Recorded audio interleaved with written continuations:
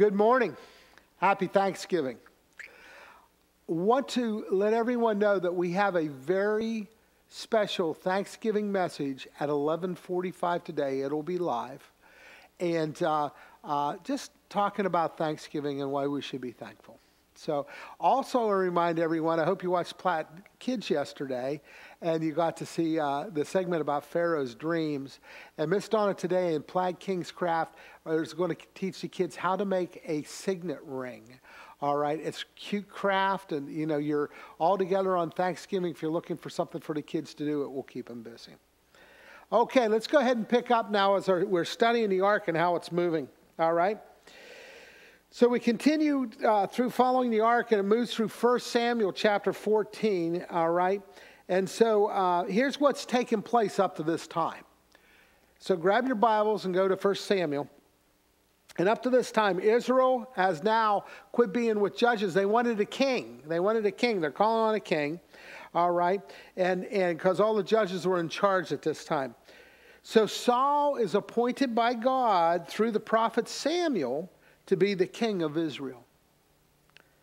And so as we pick up in chapter 14, 1 Samuel, we see this. We see Saul's son Jonathan, and he is with his armor bearer, and they sneak into the camp of the Philistines, unbeknownst to Saul, all right? God has given them the strength that only God can provide, all right? And they're found, and when they're found, he and his armor bearer killed 20 Philistine soldiers. So we're going to pick up in 1 Samuel now, chapter 14 and verse 13. And this is how it goes. It goes, Jonathan climbed up, using his hands and feet with his armor bearer right behind him. The Philistines fell before Jonathan, and his armor bearer followed and killed behind him. In the first attack, Jonathan and his armor bearer killed some 20 men in the area of about half an acre.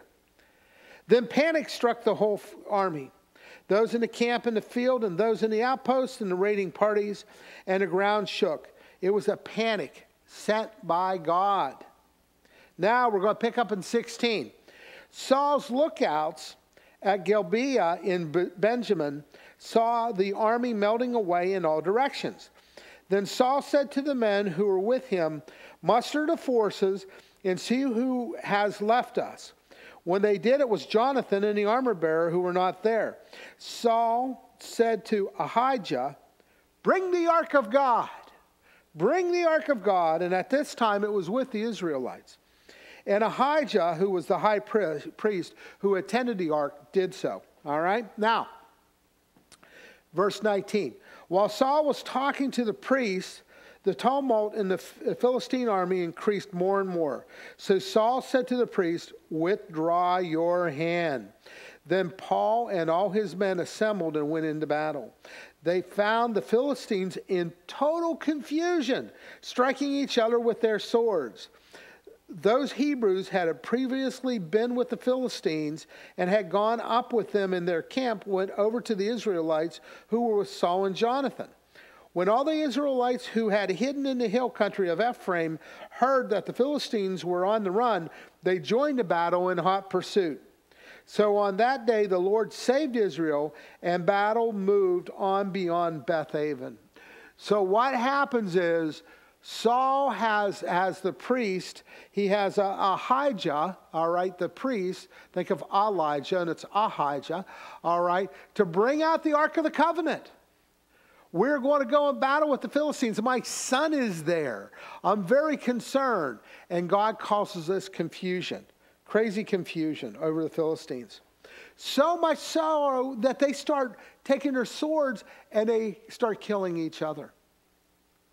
They were way outnumbered. The Israelites were way outnumbered compared to the Philistines. But God's power took over it all. So now tomorrow we're going to find out what happens next, all right, with the Ark of the Covenant. All right, so remember, 11:45, there'll be a special message. Have the kids. This is one for the kids also. I think they'll enjoy it. Happy Thanksgiving. God bless you all. Have a great day.